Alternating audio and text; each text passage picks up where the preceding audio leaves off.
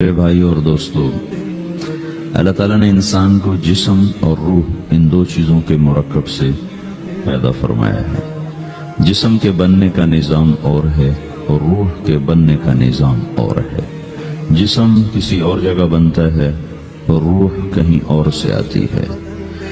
جسم زمین اور زمین کی غذاؤں کے مختلف مراحل پیش در پیش سے وقد خلقکم اطوارا، وہ مختلف شکلیں بدلتا ایک روپ میں ڈھلتا ہے، اور روح ایک لطیف اللہ کا امر ہے جس کا علم انسان کو نہیں دیا گیا۔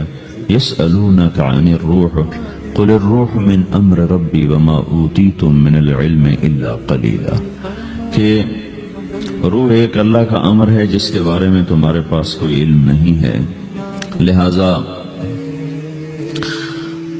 اس کی تفصیل تم سمجھ نہیں سکتے ہو۔ روح آسمان سے آتی ہے، جسم زمین میں بنتا ہے، پھر 4 مہینے بعد اللہ اس کو آپس میں جوڑ دیتا ہے، زندگی متحرک ہو جاتی ہے۔ روح ہی کے ساتھ زندگی کی بقا رہتی ہے۔ جب اللہ اس سے واپس نکال لیتا ہے تو سارے ٹائٹل ہٹ کر صرف ایک نام سب کو مل جاتا ہے، اور وہ میت کا ہوتا ہے۔ وہ حضرت مولانا ہو، وہ کوئی ڈاکٹر ہو، بادشاہ ہو، صدر وزیر ہو، سارے اعزاز ٹائٹل ہٹا کر اس پر میت کا لفظ مہر لگ جاتی ہے۔ اس میں سے کیا نکلا ہے؟ ہر چیز تو موجود ہے، اب یہ بولتا کیوں نہیں، اٹھتا کیوں نہیں، چلتا کیوں نہیں؟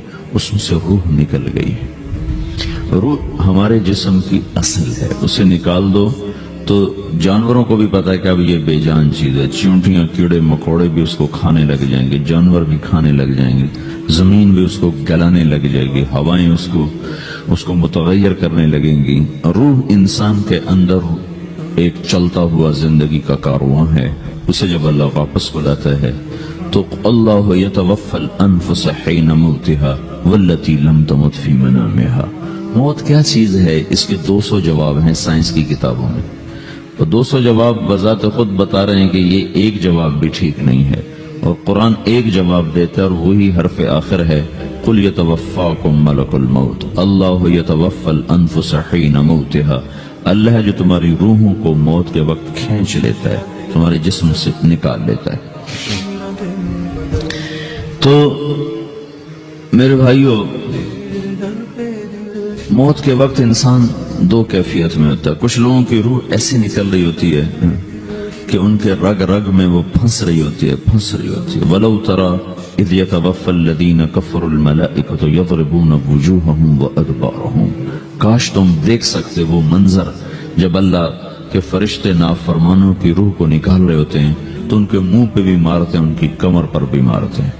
اور اخرجوا انفسکم اليوم، نکالو آج اپنے روحوں اور جانوں، اب تم بچ نہیں سکتے ہو۔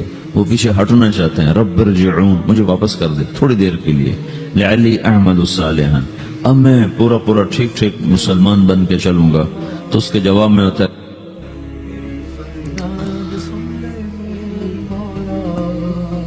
اور حدیث پاک میں آتا ہے کہ ملک الموت اترتا ہے، اس کے ساتھ 4 فرشتے ہوتے ہیں۔ وہ 4 فرشتے آتے اس کی پٹائی شروع کر دیتے ہیں۔ ابھی پرسوں یہ حدیث میں نے پڑھی ابن ماجہ میں کہ ملک الموت کہتا ہے ایتھا النفس الخبیثہ کانت فی الجسد الخبیث، اے خبیث روح جو خبیث جسم میں تھی، اخرج باہر آؤ۔ اب وہ واپس تو ہو نہیں سکتا، اپنے آپ کو روک تو سکتا نہیں، تو وہ حیران، پریشان، خوف زدہ۔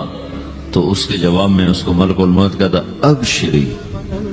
ابشری بحمیم وغساق وآخر من شکلہ ازواج، تیار ہو جا خوفناک عذاب کے لیے اور کھولتے پانیوں کے لیے، کانٹے دار جھاڑیوں کے لیے، اور بے شمار عذاب کی شکلوں کے لیے۔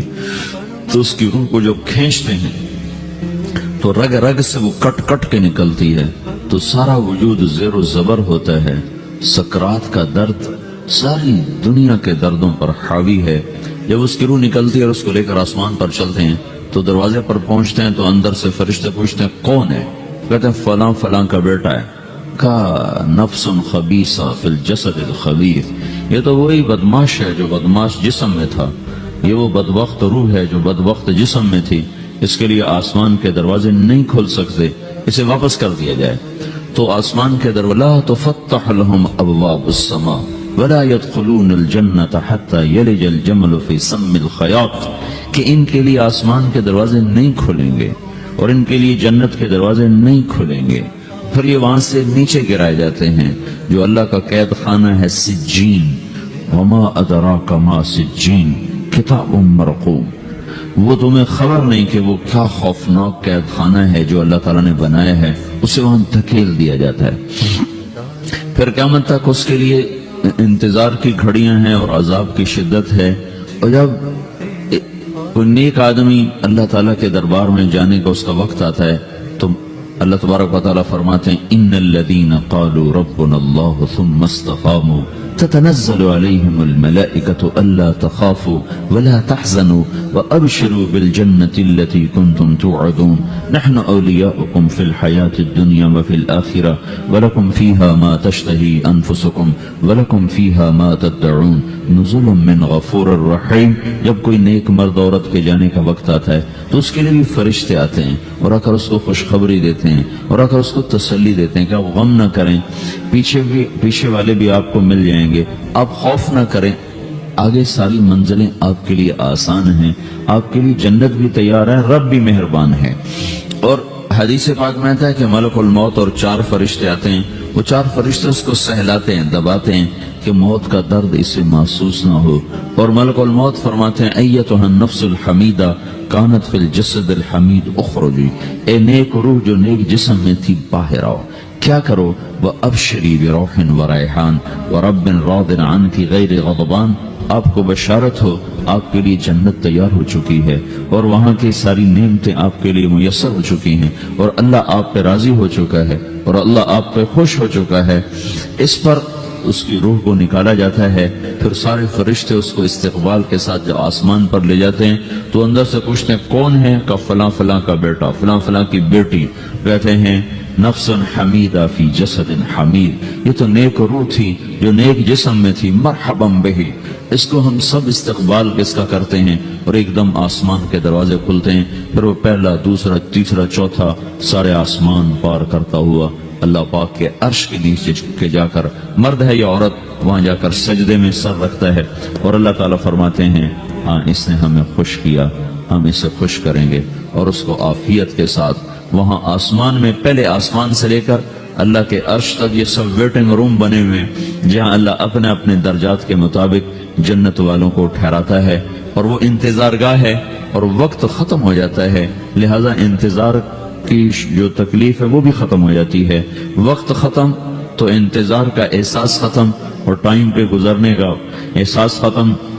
تو جیسے اصحاب کہف کو اللہ نے غار میں داخل کر کے تو غار کے اندر سے وقت کو نکال کے باہر پھینک دیا، باہر 300 سال گزرے، اندر آدھا ہی دن گزرا تھا، وہ جب اٹھے ہیں تو وہ 25 برس کا نوجوان 350 سال کا ہو کے نہیں اٹھا، وہ 25 سال کی عمر میں اٹھا ہے، نہ ناخن بڑا ہے، نہ مونچھیں بڑی ہیں، نہ ان کی داڑیاں لمبی ہوئی ہیں، چونکہ تو زندہ تھے، مر نہیں گئے تھے، تو زندہ کے تو بال بھی بڑھتے ہیں، ناخن بھی بڑھتے ہیں، لیکن وہ اس طرح اٹھے کہ 300 برس گزر گئے اور 25 برس کا نوجوان 25 سال کی عمر میں اٹھا ہے، 20 برس کا 20 برس کی عمر میں اٹھا ہے، اور وہ کہنے لگے کم لبثنا، کتنا ٹھہرے ہیں، کہ یومن او بعض یومن، لگتا ہے کوئی دن آدھا دن ٹھہرے ہیں، وہ صحیح کہہ رہے تھے۔ باہر اللہ تعالیٰ نے وقت کی گھڑی کو چلائے رکھا اور اندر غار میں اس کو سوئچ آف کر دیا، نکال دیا، یہاں وقت کو داخل نہیں ہونے دیا، تو وقت کے گزرنے سے جو بھی اثرات مرتب ہوتے ہیں وہ ان پر مرتب نہیں ہوئے، تو وہ 20 آدھے ہی دن کے بعد اٹھے ہیں، باہر 300 سال، اندر آدھا دن۔ یہی کچھ اللہ تبارک و تعالیٰ برزخ میں کر دیتا ہے، وقت کو ختم کر دیتا ہے، گزرنے کا احساس نہیں ہوتا ہے۔ تو اس طرح میرے عزیزو، یہ 2 موتیں ہر انسان دیکھتا ہے، جب وہ جنت کے فرشتوں کا استقبال دیکھتا ہے یا جہنم کے فرشتوں کی مار اور پٹائی کو سہتا ہے۔ رابعہ بصری رحمت اللہ علیہ کا انتقال ہونے لگا تو انہوں نے رات کو فوت ہوئی تو انہوں نے اپنی خادمہ کو بلا کے فرمایا کہ کسی کو بتانا نہیں، جب میں مر جاؤں تو پڑوس میں 2-4 کو بلا کر میرا جنازہ پڑھوا دینا، اور جس کرتے میں تہجد پڑھتی تھی وہی میرا کفن بنا دینا، اور صبح بے شک لوگوں کو بتا دینا، میرے مرنے کے بعد میری میت کو رکھنا نہیں، فوراً دبا دینا۔ جب ان کا انتقال ہوا تو انہوں نے پڑوس کے 2-4 10-20 آدمی بلائے اور ان کو تدفین تجہیز سب کچھ ہو گئی. صبح شور مچا کے وہ رابعہ بصری کا انتقال ہو گیا. تو اگلے دن وہ خواب میں اس خادمہ کو ملی اور کہا بیٹی تیری بڑی مہربانی، تو نے میری وصیت کے مطابق عمل کیا. اس نے دیکھا کہ انہوں نے ایک خوبصورت سبز لباس پہنا ہوا ہے. تو وہ فرمانے لگی، انہوں نے سوال کیا کہ آپ کے ساتھ قبر میں کیا ہوا؟ تو وہ کہنے لگی کہ میرے پاس منکر نکیر آئے تھے اور مجھ سے کہنے لگے من رب کی، تیرا رب کون ہے؟ تو میں نے کہا سبحان اللہ، 40 برس جس کو میں نہ بھولا سکی اس کو 4 ہاتھ زمین میں آ کے میں بھول جاؤں گی. ان کا 42 برس کی عمر میں انتقال ہوا تھا. تو وہ کہنے لگے سبحان اللہ، جس کو میں 40 برس نہ بھولا سکی میں اسے 4 ہاتھ زمین کے اندر آ کے بھول جاؤں گی. تو منکر نکیر کہنے لگے اس کا کیا حساب لینا؟ پھر انہوں نے پوچھا کہ وہ آپ کا وہ کرتا کہاں گیا تہجد والا جس میں آپ کو کفن دیا تھا؟ کہا وہ اللہ نے مجھ سے لے لیا ہے اور میرے اعمال کے خزانے میں رکھ دیا ہے. قیامت کے دن میرا وہ کرتا بھی میرے ترازو میں تولا جائے گا اور مجھے یہ لباس پہنایا ہے جو جنت کا لباس ہے. یہ بھی ایک موت ہے. اس طرح بھی لوگ مرتے ہیں. اور دوسری بھی ایک موت ہے. ہمارے علاقے کی بتا رہا ہوں، اپنے علاقے کی. ایک زمیندار مر گیا، اس کی قبر کھودی ساری بچھوؤں سے بھری ہو، ایسے جیسے چیونٹیاں پھر رہی ہوتی. تو انہیں وہ بند کر کے دوسری کھودی، ساری بچھوؤں سے بھری ہوئی. پھر وہ بند کر کے تیسری کھودی، ساری بچھوؤں سے بھری ہوئی. قبرستان میں اتنے بچھو کہاں سے آ گئے؟ یہ زمین کے بچھو نہیں ہے، یہ آخرت کی بلائیں ہیں جس کے ساتھ اب اس سے قیامت تک رہنا ہے اور گزارا کرنا ہے. تو یہ 2 طرح کی موتیں روزانہ لوگ مرتے ہیں، روزانہ لوگ مرتے ہیں. جب نماز کا وقت ہوتا ہے ملک الموت ساری دنیا کا چکر لگاتا ہے اور دیکھتا ہے کون پڑھ رہا ہے کون نہیں پڑھ رہا، کون پڑھ رہا ہے کون نہیں پڑھ رہا. جو نماز کی پابندی کرتا ہے اس کی موت آسانی سے ہوتی، جو نماز میں غفلت کرتا ہے اس کے ساتھ موت کے وقت شدت اور سختی اختیار کی جاتی. تو بھائیو یہ ایک جسم میں ایک روح ہے. روح باقی رہنے والی چیز ہے، جسم مٹ جاتا ہے، پھر اللہ سے قیامت کے دن نیا جسم عطا فرمائے گا، ایک نیا جسم دیا جائے گا. روح وہی ہے جو اللہ کے خزانوں میں جمع ہو جاتی ہے. نافرمان کی سیاہ کالی روح ہوتی ہے، فرما بردار کی روشن چمکدار روح ہوتی ہے. تو اللہ نے کچھ تقاضے جسم کے رکھے ہیں اور کچھ روح کے رکھے ہیں. جسم کے تقاضے پورے نہ کرو تو یہ پریشان ہو جاتا ہے، روح کے تقاضے پورے نہ کرو تو یہ پریشان ہو جاتی. روح کی پریشانی جسم سے زیادہ ہے چونکہ روح کی طاقت جسم سے زیادہ ہے. جسم مٹی سے بنا ہے، اس کی غذا بھی مٹی سے نکلتی ہے. روح آسمان سے ہے، اس کی غذا بھی آسمان سے ہے. روح کا تعلق جب تک اللہ سے نہیں جڑتا اس سے بھوک اور پیاس لگتی رہتی ہے. جسم کو جب تک روٹی اور پانی نہ ملے یہ تڑپتا اور پریشان رہتا ہے. جیسے اللہ تعالیٰ نے ہمارے جسم میں روٹی اور پانی کی طلب کو بے ساختہ رکھ دیا. میں بیان کے دوران بھی پانی پی رہا ہوں، آپ دیکھ رہے ہیں کہ میرا حلق سوکھ جاتا ہے، مجھے طلب محسوس ہوتی ہے پانی. حلق سوکھتا ہے پانی کی طرف بھاگتے ہیں، بھوک لگتی ہم روٹی کی طرف بھاگتے ہیں. یہ ایک ایسا اندر میں آٹومیٹک سسٹم ہے کہ ہم اس کو آف نہیں کر سکتے. یہ سوتے سوتے بھی بھوک کی وجہ سے آنکھ کھل جاتی، سوتے سوتے پیاس کی وجہ سے آنکھ کھل جاتی ہے. یہ ایسا خود اللہ تعالیٰ نے ساختہ نظام بنایا ہے کہ آپ اپنے جسم میں روٹی اور پانی کی طلب کو نہیں نکال سکتے. میرے عزیزو ٹھیک اسی طرح اللہ نے انسانی روح میں اپنی طلب رکھ دی ہے اور اپنے رسول کی طلب رکھ دی ہے. یہ 2 طلب ایسی ہیں کہ یہ آپ کے جسم روح سے نکل نہیں سکتی. جیسے بھوکا روٹی نہ کھا لے، پیاسا پانی نہ پی لے، اسے چین نہیں آ سکتا. وہ روح جو اللہ اور اس کے رسول سے نا آشنا ہے، جب تک وہ وہاں تک پہنچ نہیں جاتی اسے چین نہیں آ سکتا، اس کا اندر پریشان رہے گا. 1997 میں جب جنید جمشید سے میری پہلی ملاقات ہوئی تو اس نے مجھ سے یہ سوال کیا کہ مولوی صاحب ایک پاکستانی نوجوان جس گلیمر کو خوابوں میں دیکھتا ہے وہ گلیمر تو مجھے زندگی میں ویسے ہی حاصل ہے. میرے چاروں طرف زندگی کا رقص ہے اور میری زندگی کی ہر خواہش ہر تمنا پوری ہے. اس کے باوجود میرے اندر اندھیرا ہے، میرے اندر خلا ہے. مجھے لگتا ہے میں وہ کشتی ہوں جس کا کوئی ساحل نہیں، جس کی کوئی سمت نہیں. www.dasquran.com. ایسا نہیں ہونا چاہیے. ایک عام لڑکا تو کہتا ہے ہائے کاش یہ ہوتا، اس کو وہ نہیں ہو رہا تو پھر وہ پریشان ہے، ہائے یہ ہوتا، ہائے وہ ہوتا. تو میں تو ہائے نہیں کرتا ہوں، میری تو ہر لذت اور خواہش میرے سامنے تشتری میں سجا کے پیش کی جا رہی. میں کیوں ایسا کر رہا ہوں؟ میں ہائے ہائے کیوں کر رہا ہوں؟ میرا اندر ویران کیوں ہے؟ میرے اندر میں خلا کیوں؟ یہ وہی خلا ہے کہ روح کی پیاس کو شراب میں بجھانا چاہتا ہے، وہ روح کی پیاس کو لڑکی میں بجھانا چاہتا ہے، وہ روح کی پیاس کو موسیقی سے بجھانا چاہتا ہے، وہ روح کی پیاس کو دنیا کی رعنائیوں میں 5 سٹار ہوٹلوں سے بجھانا چاہتا ہے۔ روح کیا جانے روٹی کیا ہے، شراب کیا ہے، پانی کیا ہے، عورت کیا ہے، موسیقی کیا ہے، گھنگرو کیا ہے، پائل کیا ہے، چھنکار کیا ہے، روح کو ان چیزوں کی کیا خبر۔ امریکہ میں ہماری ایک جماعت تھی تو 4 لڑکے 2 لڑکیاں، 4 لڑکیاں 2 لڑکے مسلمان ہیں۔ تو ایک لڑکے کا نام رکھا تھا ابراہیم، اور اس کو جب پڑھایا نا کلمہ، انہوں نے کہا ہائے، انہوں نے کہا ہائے، اور دونوں ہاتھ یہاں رکھے سینے پر، دل پر، کہا ہائے۔